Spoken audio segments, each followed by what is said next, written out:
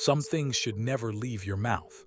Not because they are shameful, not because they are wrong, but because the moment you reveal them, they lose power. The ancient Stoics understood this well. They knew that not every thought deserves an audience, not every struggle deserves attention, and not every part of your life should be placed in someone else's hands. Yet every day, people give away pieces of themselves without realizing the cost. They share their plans before they've acted on them. They expose their weaknesses before they've learned to manage them. They reveal their deepest ambitions to people who do not understand them.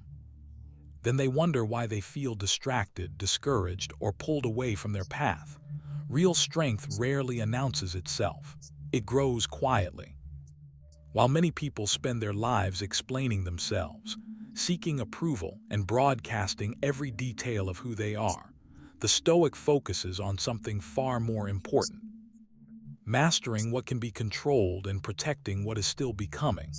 Some of the greatest setbacks in life do not come from failure, bad luck, or opposition. They come from revealing too much too soon to the wrong people. The less attached you are to being understood by everyone, the more freedom you gain to become who you are meant to be. Most people never lose their dreams in a dramatic moment. There is no single collapse, no obvious failure, no clear sign that everything has gone wrong. What usually happens is far quieter. An idea enters the mind full of possibility. It creates energy. It creates movement. For a brief time, that movement feels effortless because the vision is still untouched by reality. Then comes the temptation to talk about it, and that is where many people begin losing what could have changed their lives. Most people never lose their dreams in a dramatic moment. There is no single collapse, no obvious failure, no clear sign that everything has gone wrong. What usually happens is far quieter. An idea enters the mind full of possibility. It creates energy. It creates movement. For a brief time, that movement feels effortless because the vision is still untouched by reality. Then comes the temptation to talk about it. The temptation feels harmless. In fact, it often feels responsible. Sharing your plans can seem like a form of commitment. It can feel like confidence. It can feel like accountability. Yet many people discover without fully understanding why that the moment they begin talking about what they intend to do, something starts to change. The urgency begins to fade. The focus becomes scattered. What started as a personal mission slowly becomes a conversation. Part of the reason this happens is rooted in human psychology. We are shaped by reactions, approval, recognition, and belonging. When someone responds positively to an idea, the mind treats that response as a reward. The problem is that the reward arrives before the work. A person announces a future achievement and receives praise in the present moment. For a short time, that praise creates the emotional experience that should have been earned later through effort. The effect is subtle but powerful. The mind begins to relax when it should be preparing. It begins to celebrate when it should be building. This is not weakness. It is simply human nature. Understanding it allows you to protect yourself from it. The Stoics understood this tendency well. They knew there is a difference between wanting something and becoming the type of person capable of achieving it. One lives in the imagination. The other is forged through action. This is why they place so much emphasis on discipline rather than desire. Desire is common. Everyone wants something better. Everyone imagines a stronger future. Discipline is what separates a passing music, thought from a transformed life. It carries an idea through uncertainty, boredom, frustration, and delay. Without it, even the most inspiring vision remains trapped inside the mind, admired but never realized. There is another danger hidden within premature disclosure. Once a goal becomes public, it becomes connected to other people's opinions. Some opinions are supportive, others are skeptical, many are offered with good intentions. Yet even well-meaning advice can create music noise. A simple plan that once felt clear becomes crowded with perspectives. One person says the goal is music, too ambitious. Another says it is too risky. Someone else suggests a completely different music direction. Gradually, the original vision becomes harder to hear. Instead of moving forward, energy music is spent managing reactions.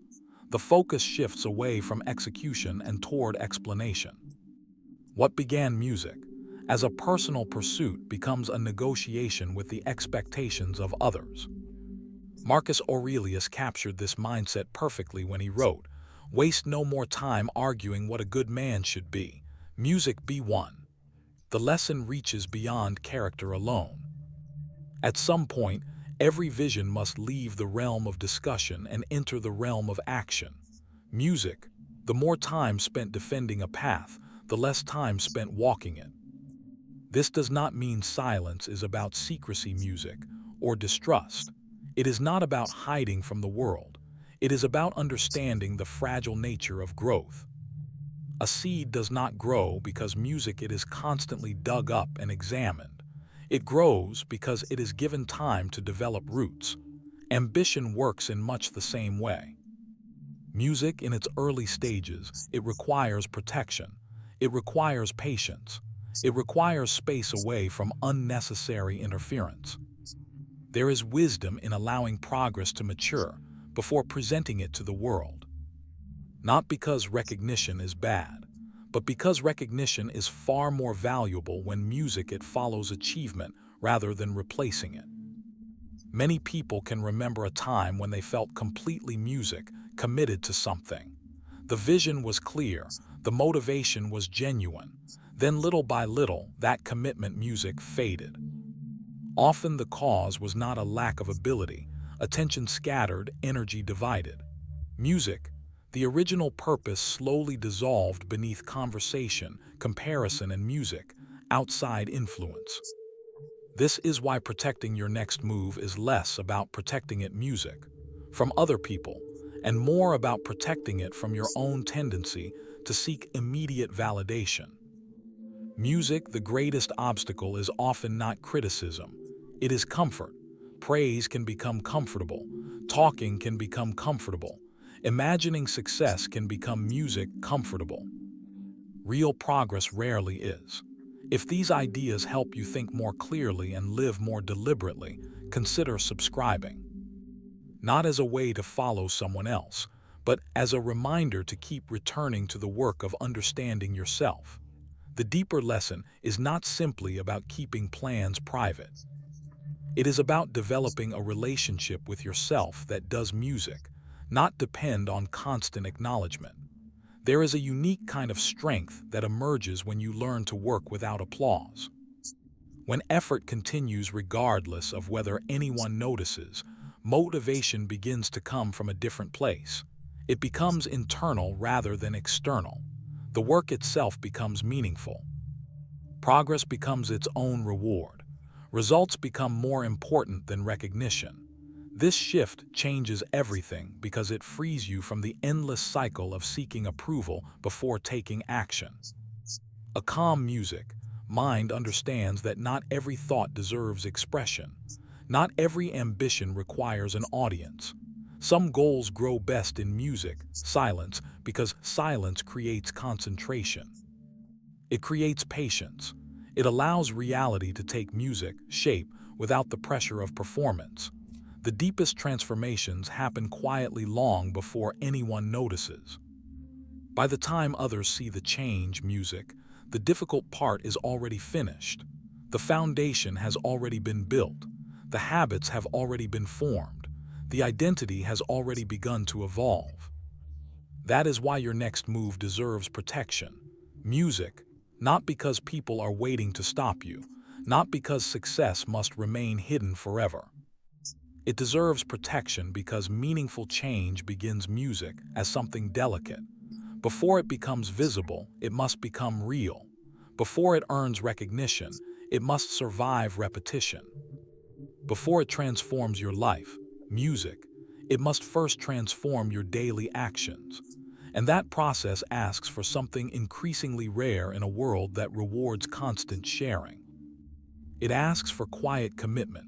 It asks for patience. Most of all, it asks for the willingness to let your actions speak long before your words do. One of the easiest ways to lose control over your own mind is to hand someone else a weakness you do not yet understand yourself. The strange part is that this music often happens with good intentions. A person feels overwhelmed by an insecurity, confused by an emotional music, struggle or frustrated by a recurring fear, and the natural impulses to talk about it. There is nothing inherently wrong with seeking guidance. Human beings need wisdom from others. They need music, perspective. They need support during difficult periods. The problem appears when vulnerability is shared, before it has been examined, before it has been understood, before the person carrying it has learned how much influence it still holds over their decisions. At that point, the weakness is not simply being discussed. It is being transferred into an environment where its meaning can be distorted by other people's interpretations. Epictetus warned, "No man is free who is not master of himself." That mastery begins with understanding your own fears before asking others to make sense of them for you. Until a weakness has been faced honestly, it is easy to confuse exposure with growth and confession with understanding. Modern culture often treats disclosure as a virtue in itself. The more open a person appears, the more authentic they are assumed to be. Music, every feeling must be expressed. Every doubt must be revealed. Every insecurity must be placed in the open. Yet openness without understanding can create more confusion than clarity. There is a difference between acknowledging a weakness and building an identity around it. There is a difference between recognizing a fear and repeatedly reinforcing its presence through constant discussion. The Stoics understood this distinction. They believed that honest self-examination was essential, but they also believed that awareness should lead somewhere. It should lead toward improvement, not endless exposure. A wound does not heal because it is constantly displayed. It heals because it receives careful attention and proper treatment. Consider how often people seek reassurance instead of resolution. They want someone to tell them they are enough. They want someone to remove uncertainty. They want another person to ease discomfort that can only be addressed through personal growth. For a brief moment, reassurance feels helpful. It creates relief. It softens anxiety. Yet relief and transformation are not the same thing. One provides comfort. The other, creates change. If a weakness still controls your actions, no amount of reassurance from others will permanently solve the problem. The work eventually returns to you. It returns to your habits, your thoughts, your decisions, and your willingness to confront what makes you uncomfortable. This is where emotional discipline becomes so important. Emotional discipline is often misunderstood as emotional suppression, but the two are completely different. Suppression pushes feelings away and pretends they do not exist. Discipline allows feelings to exist without surrendering control to them. One avoids reality, the other faces reality directly. A person practicing discipline does not deny fear. They study it. They observe how it influences behavior. They notice when it appears and what triggers it. Instead of reacting automatically, they create space between emotion and action. That space becomes a source of freedom. It allows wisdom to enter before impulse takes over. As this process continues, something subtle begins to change. The weakness loses its ability to dominate attention, not because it disappears overnight, but because it is no longer treated as an authority. The individual stops organizing their life around avoiding discomfort. They stop making decisions solely to protect an insecurity. The fear may still exist, but it no longer sits at the center of every choice. This shift is powerful because it transforms the relationship between the person and the struggle. Instead of being controlled by it, they begin learning from it. Instead of seeing it as evidence of inadequacy, they see it as an opportunity for development. Another challenge emerges when weaknesses are shared with people who have not earned the responsibility of hearing them. Not everyone interprets vulnerability with wisdom. Some people music project their own experiences onto it. Others offer advice that reflects their fears rather than your reality. Music, even when intentions are good, the result can be misleading. A personal struggle becomes filtered through someone else's worldview. Music, before long, you may find yourself carrying opinions that were never yours to begin with. The original issue becomes harder to identify because it has been buried beneath layers of external interpretation.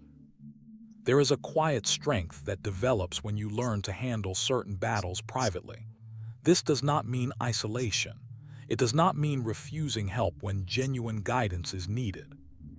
It means becoming capable of sitting with discomfort music long enough to understand it before seeking outside influence. It means developing trust in your ability to confront challenges without immediately searching for validation. That trust becomes a foundation. It creates stability during uncertainty. Music, it creates confidence during difficulty. Most importantly, it reduces dependence on how others respond to your struggles. Over time, this changes the way you move through the world. You become less concerned with managing perceptions and more focused on managing yourself. Music, the need to explain every insecurity begins to fade. The need for constant reassurance becomes weaker. What once felt overwhelming becomes manageable because music, it has been studied rather than avoided. The weakness that once demanded attention gradually becomes smaller, not because it was hidden, but because it was understood. And when understanding replaces dependence, another pattern becomes easier to recognize. Many of the pressures music people experience are not created by circumstances alone. They are created by the subtle ways they hand their sense of stability to things outside themselves, often without realizing it. The Stoics viewed wealth differently from how most people view it music today. They understood that money could be useful, but they refused to treat it as proof of worth. To them, wealth was a tool, nothing more. A tool could be used wisely or foolishly. It could help or harm depending on the judgment of the person using it. What mattered was not the possession itself, but the relationship someone developed with it. This distinction is important because many people unknowingly allow money to become part of their identity. They stop seeing it as something they have and begin seeing it as something they are. Once that happens, every gain feels personal music, and every loss feels like an attack on the self. This attachment creates a subtle form of dependence. When self-worth becomes connected to financial status, peace becomes fragile. Music, a promotion, brings confidence. A setback creates anxiety. A successful month creates optimism. A difficult season creates self-doubt. The emotional state rises and falls alongside circumstances that can never be completely controlled. This is exhausting because financial conditions are constantly changing. Music, markets change, opportunities change, economies change, life changes.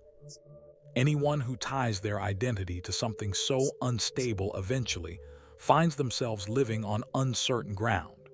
Stability becomes difficult because the foundation itself keeps moving.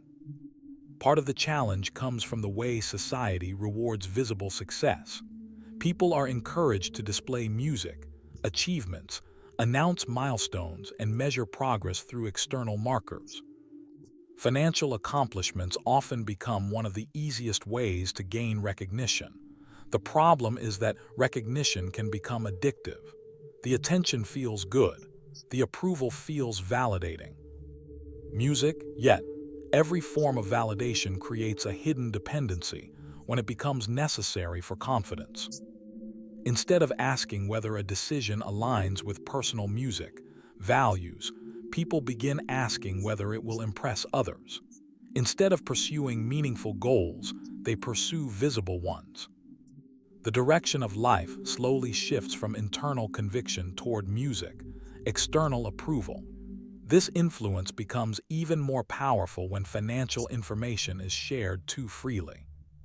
The moment music, people know what you earn, what you own, or what you can afford, they often begin interpreting your choices through that lens.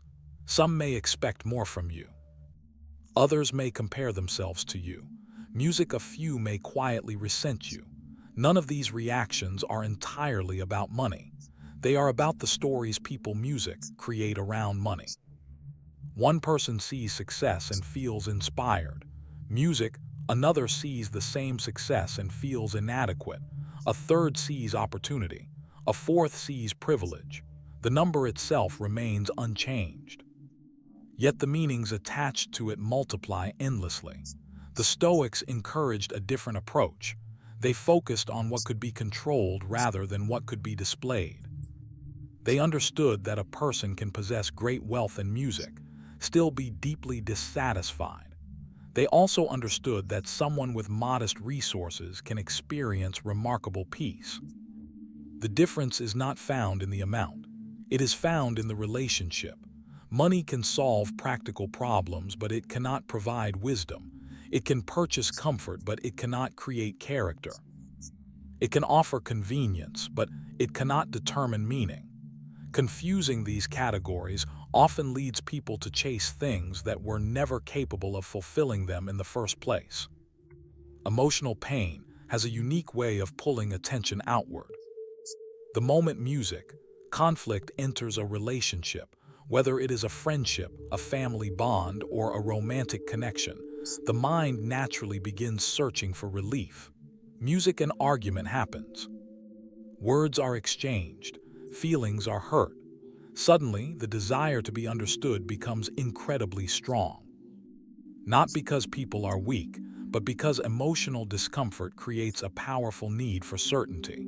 When emotions are unsettled, clarity feels distant. The mind starts looking for someone who can confirm that your feelings are justified, that your perspective is correct, and that your actions make sense. In that moment, sharing the story feels like a solution. It feels reasonable. It feels necessary. Yet, what often begins as a search for understanding gradually becomes something else entirely. The story gets told once, then it gets told again to someone different. Small details are added. Certain details are left out. Not intentionally, but because emotions influence memory. People rarely describe situations exactly as they happen when they are hurt. They describe them through the lens of their experience. This is part of being human. Every person views reality through their own perspective. The problem is that those listening only receive a fragment of the truth. They are hearing one side of a complicated situation. They are hearing an interpretation rather than the entire reality. Yet from that interpretation, opinions begin to form, judgments begin to develop. Conclusions begin to settle into place. The Stoics understood that strong emotions can temporarily distort judgment. This does not mean emotions are bad. It simply means they are often incomplete. Anger reveals one part of a situation. Hurt reveals another. Disappointment reveals something else entirely. None of these emotions automatically provide the full picture. This is why the Stoics valued pause and reflection. They recognized that immediate reactions often create consequences that remain long after the emotion itself has disappeared. A feeling may last for an hour. Words spoken because of that feeling can last for years. This principle becomes especially important when personal relationships are involved, because relationships operate on trust. And trust is difficult to rebuild once it has been weakened. Many conflicts that could have remained private and manageable become much larger because they are repeatedly discussed with people who were never part of them. Advice begins arriving from every direction. Some people encourage confrontation, others encourage distance, some tell you to leave, others music tell you to stay. The original issue becomes surrounded by competing opinions music, instead of listening carefully to the reality of the situation. Attention becomes divided among countless music, outside perspectives. What started as a disagreement between two people gradually becomes a conversation involving many others, each carrying their own biases, experiences, and assumptions. Seneca offered a timeless reminder when he wrote, "We suffer more often in imagination than in music, reality." The more voices that enter a conflict, the easier it becomes for imagination to overshadow reality. Before long, people are no longer responding to what actually happened. They are responding to interpretations, predictions, and fears layered on top of the original problem. What needed music, clarity, becomes crowded with noise. There is another consequence that receives far less attention. Every time a relationship is defined publicly by its worst moments, those moments begin to overshadow everything else. The kindness is forgotten. The loyalty is forgotten. The years of understanding are forgotten. People remember the conflict because conflict captures attention more easily than stability. Music, long after a disagreement has been resolved. Others may continue seeing the relationship through the lens of the story they music were told. Their perception becomes frozen in a moment that no longer represents reality. Meanwhile, the people within the relationship have already moved forward. The emotional wound has healed, but the public impression remains unchanged. This is one reason strong relationships often protect their private struggles, not because they are hiding something, but because they understand the value of preserving context. They understand that not every disagreement deserves an audience. Some problems require patience rather than publicity. Some tensions require honest conversations rather than public validation.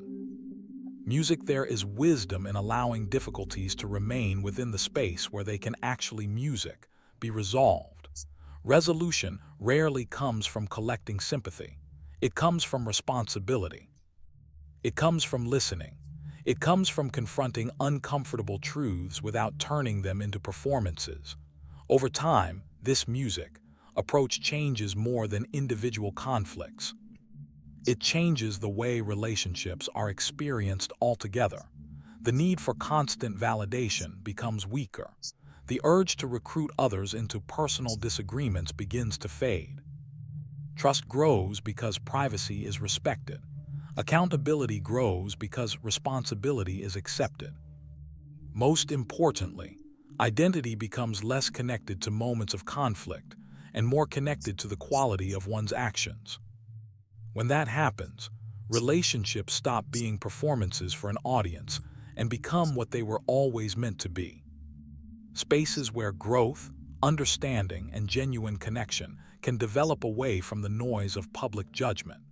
Many people spend years carrying a version of themselves that no longer exists.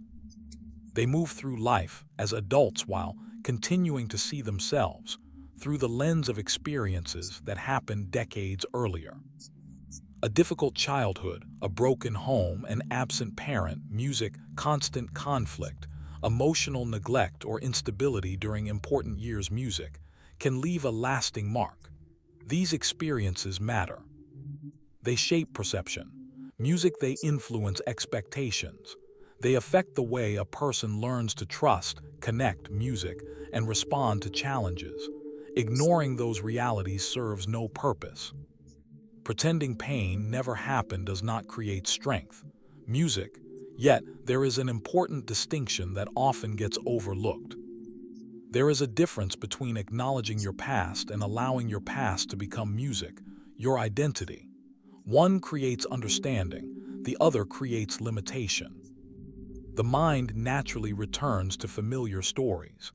It seeks explanations for present struggles, and family history often provides them. When life becomes difficult, music, it can feel comforting to point toward an old wound and say, "This is why things are the way they are." Sometimes that explanation is even accurate. Music, the challenge is that explanations are not the same as solutions. An explanation may help someone understand where a problem began, but music, it cannot determine where that person goes next. At some point, understanding must be followed by responsibility.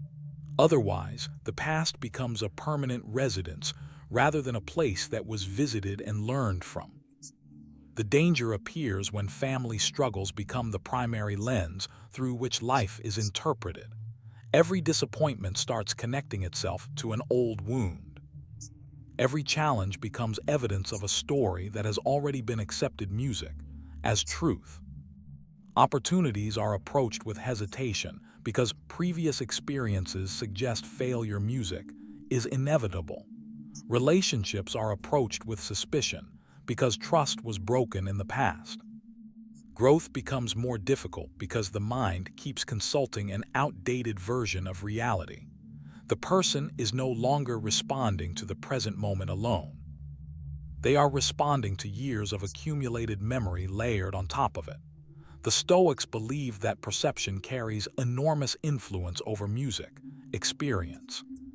Two people can face similar circumstances and reach very different conclusions about what those circumstances mean. One sees limitation, the other sees a challenge. One sees a reason to stop, the other sees a reason to continue.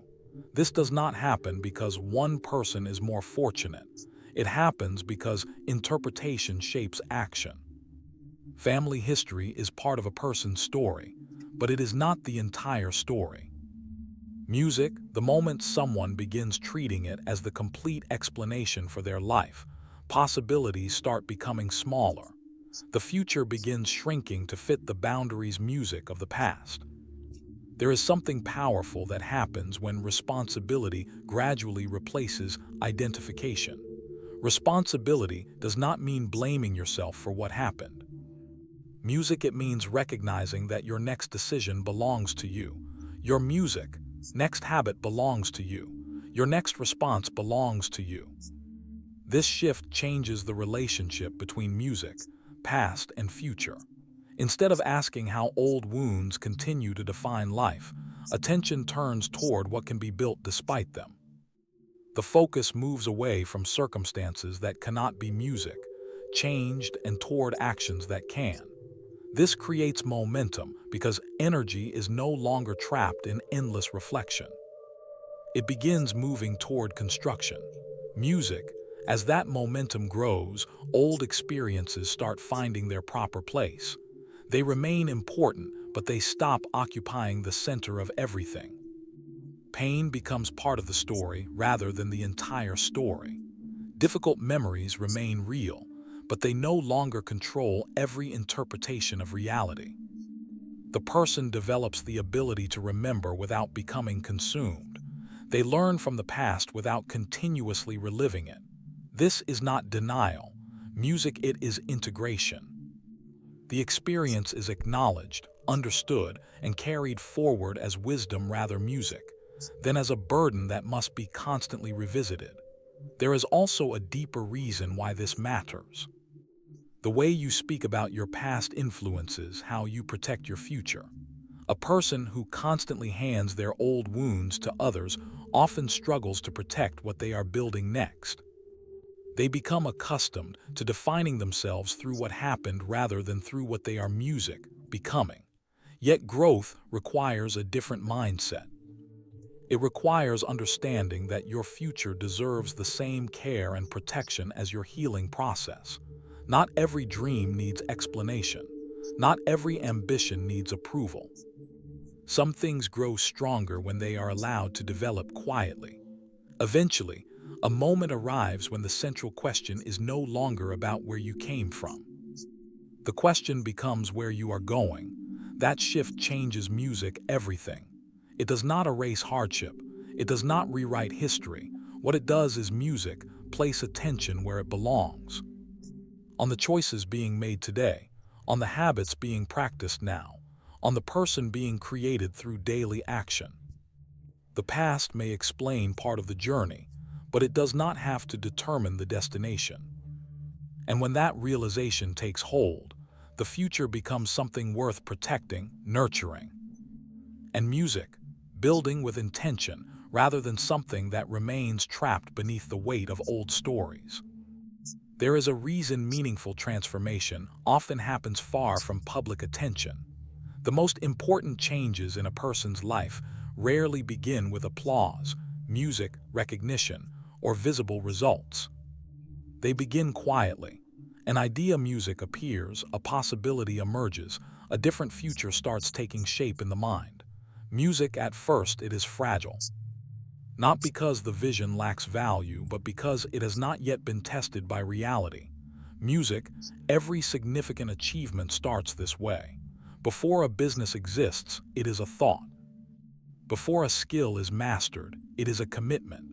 Before a person becomes who they hope to be, they first carry that version of themselves internally music, long before anyone else can see it. This stage is delicate because potential is easy to imagine but difficult to sustain. Many people mistake music, the excitement of possibility, for the discipline required to make it real. The temptation to share these visions often arrives very early. A new goal creates enthusiasm music, and enthusiasm naturally seeks expression.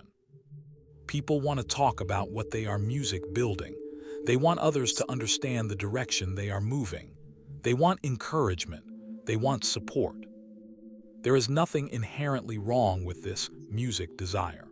Human beings are social by nature. The challenge is that encouragement can sometimes arrive before commitment has been fully developed. Recognition appears before repetition. Validation music arrives before sacrifice. The result is subtle but important. Music energy that should have been invested into action gets partially redirected into conversation. The focus shifts from building something to explaining something. Music, this is one reason the strongest builders often appear quieter than expected. They are not hiding their ambitions. They are protecting their attention. They understand that focus is limited. Every hour spent defending a vision is an hour not spent strengthening it. Every unnecessary debate drains energy that could have been directed toward execution. This does not mean all feedback music is harmful. Valuable advice can accelerate growth. Constructive criticism can reveal blind spots. The issue is not feedback itself. Music, the issue is timing. When a vision is still developing, it requires more work than discussion.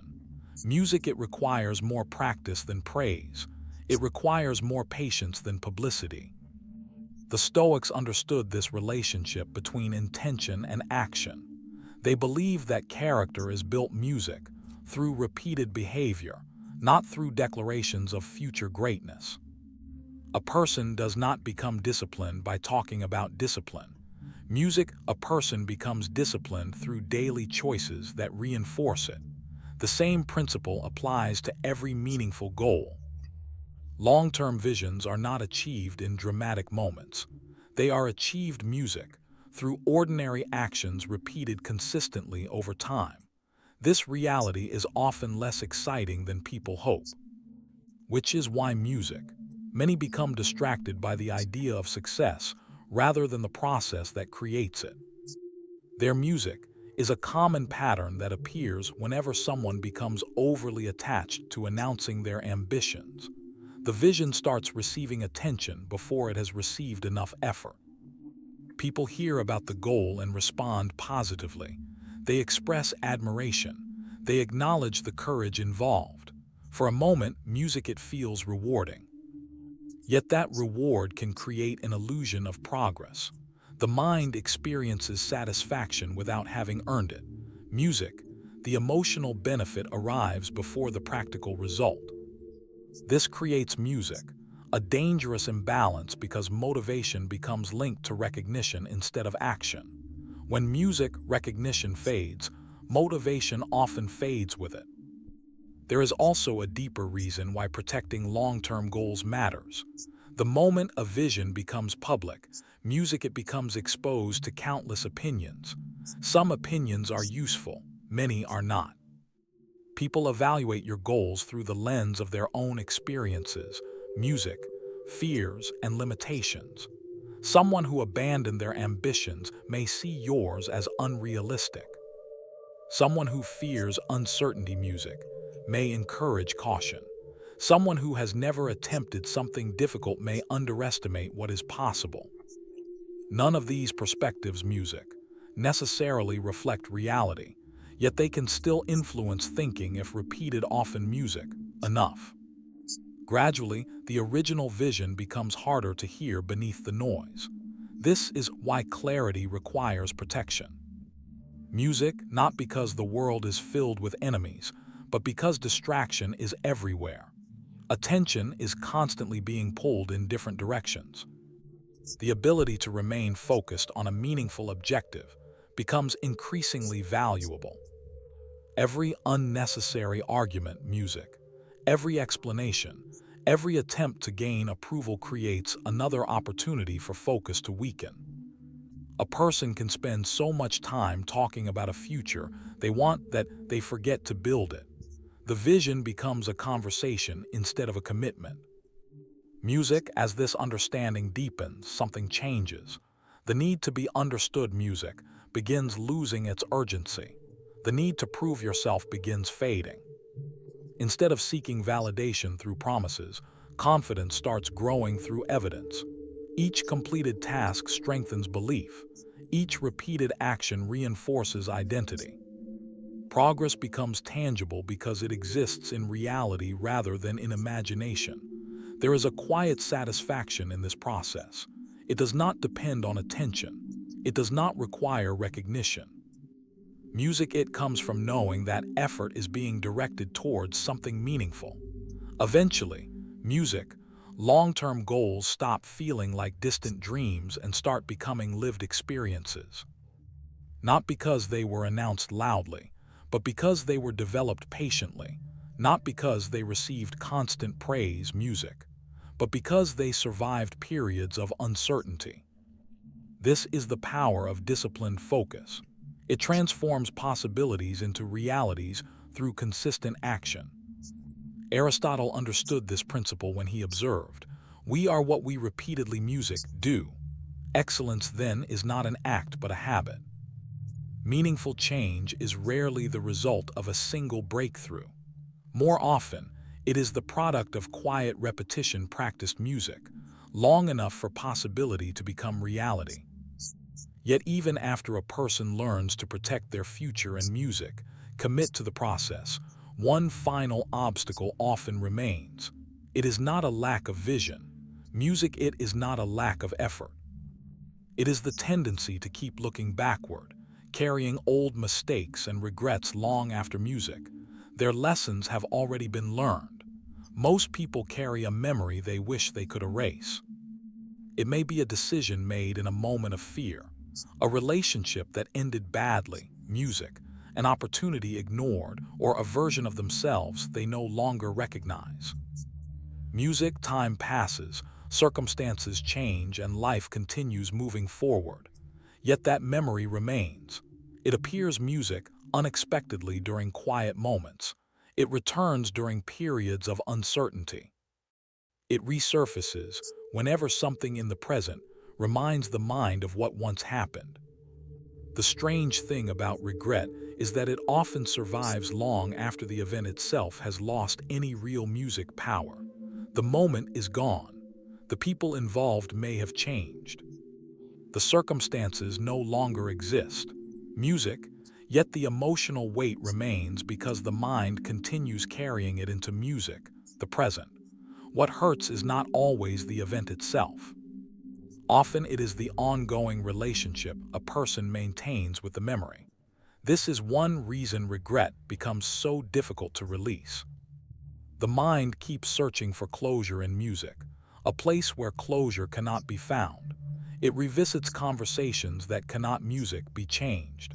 It analyzes decisions that cannot be reversed. It searches for music, certainty about outcomes that will never be known. There is always another scenario to imagine, another possibility to consider, another version of events that seems preferable.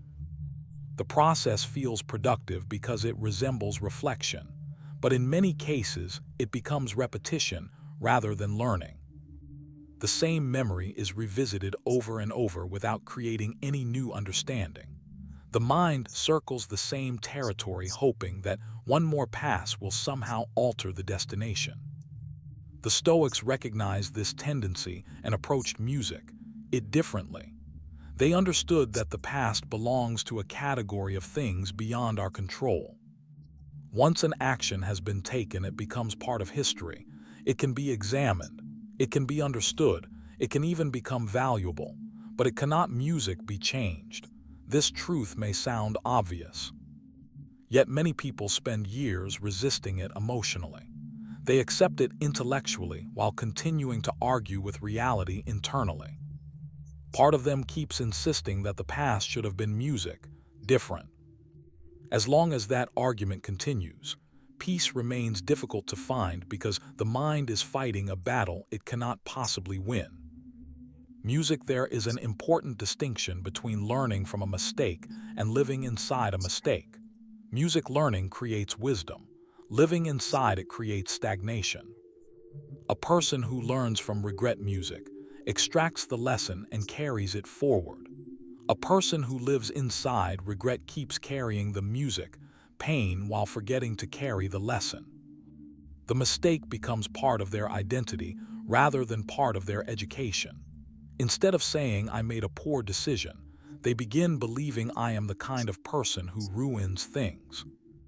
This shift is subtle but powerful because identity influences behavior. When people define themselves through their worst moments, they unconsciously limit what they believe is possible for their future. This is why the stories people tell themselves matter so much. Every regret eventually becomes part of a narrative. The question is whether that narrative supports growth or prevents it. One person sees a failure and concludes that they are incapable. Another sees the same type of failure and concludes that they have learned something valuable. The event may be similar, but the interpretation creates dramatically different outcomes. The Stoics believed that events themselves do not determine our experience as much as the judgments we attach to them. This principle becomes especially important when dealing with regret. Because regret often survives not because of what happened, but because of the meaning assigned to what happened. As understanding deepens, the purpose of regret becomes clearer. Regret exists to teach, not to imprison. It draws attention to a decision, a pattern, or a blind spot that requires examination. Once that lesson has been learned, its primary function is complete. Continuing to carry the emotional burden, long after the lesson has been absorbed, serves little purpose. Yet many people struggle with this because they believe letting go means minimizing the significance of what occurred. In reality, the opposite is true. Letting go often demonstrates that the lesson was fully understood. The experience has been integrated. The wisdom remains even though the suffering no longer needs to. There is also a quiet form of self-respect involved in releasing old mistakes. It requires acknowledging that growth has occurred. It requires accepting that the person who made that decision may no longer exist in the same form. Experience changes people. Knowledge changes people. Time changes people.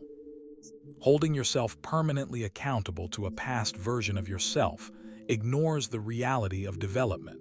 The goal is not to excuse poor choices. The goal is to recognize that a human being is not frozen in a single moment. People evolve, they learn, they adapt, they become different through the very experiences they once regretted. Eventually, a realization begins to emerge. Every moment spent attempting to rewrite yesterday is a moment unavailable for building tomorrow. Attention is limited. Energy is limited. Life itself is limited. When too much of it is invested in reliving old mistakes, there is less available for creating something meaningful in the present. The future deserves more attention than the memory of a completed chapter, not because the past should be forgotten, but because its role has already been fulfilled. The lesson has been delivered. The experience has spoken. What remains is the responsibility to move forward, carrying wisdom instead of weight, clarity instead of guilt, and purpose instead of punishment. The past may have shaped part of the journey, but it does not deserve the authority to decide where the journey goes next. The strongest people are not the ones who tell the world everything. They are the ones who know what to protect, what to let go of, and what to build quietly. Your plans, your struggles, your past, your future. None of them need the approval of strangers to become meaningful. They need patience. They need discipline. They need your consistent attention. If there is one thing to remember, let it be this. Your life changes the moment you stop seeking validation and start seeking mastery. Protect your peace, guard your focus, and keep becoming the person your past could never imagine. Subscribe our channel Stoic Lens for more interesting videos. Thank you for looking.